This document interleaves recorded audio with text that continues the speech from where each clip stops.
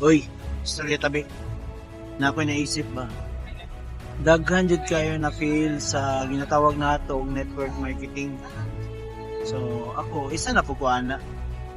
Siguro na-realize na ako na siguro kulang siguro ko og ginatawag na commitment o naapoy kulang sa ginatawag na game plan or wala nag-follow sa system. So, siguro na sa mga ingana ang kulang. So, dapat man mo, ako na po nang na-realize, karon nagbalik naman yung karon sa network marketing.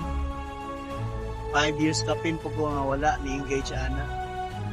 So, siguro right time na karon na para mag-engage ako ko nga ni. This because wala pa nahuman ang istorya sa akong kinabuhi na gusto pa na ako makabot ang akong mga pangandoy.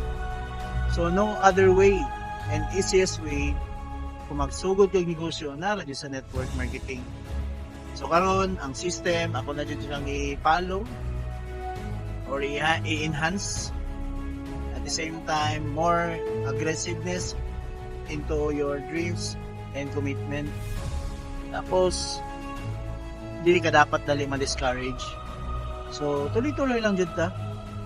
Pinaka the best man sa life is kanang present nato sa atong journey is magihan nato ang ginatawag natin ng obstacles or kanang mga challenges.